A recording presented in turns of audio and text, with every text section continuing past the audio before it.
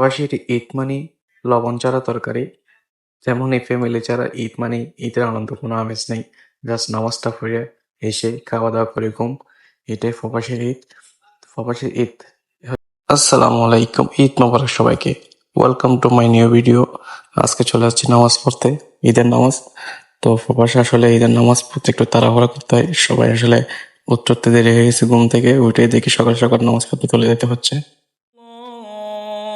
الله أكبر الله أكبر ولله الحمد الله أكبر الله أكبر الله أكبر لا إله إلا الله الله أكبر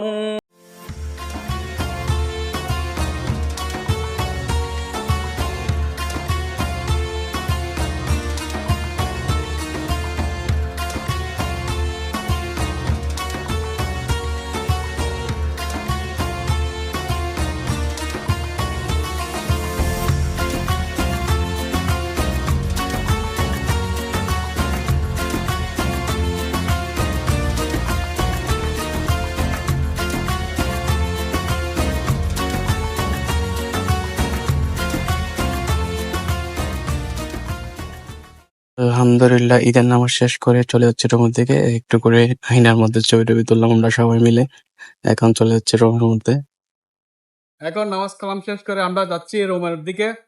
এখন গিয়ে এখানে রুটি গোস্ত খাবো ইনশাল্লাহ, যতটুকু সম্ভব প্রবাসে আমরা আয়োজন করছি। আবার কি ঈদ মোবারক, ঈদ মোবারক জানাই দেন একটু। ঈদ মোবারক রেডি চলতেছে না, এটাই প্রবাস ভাই, কি করবো।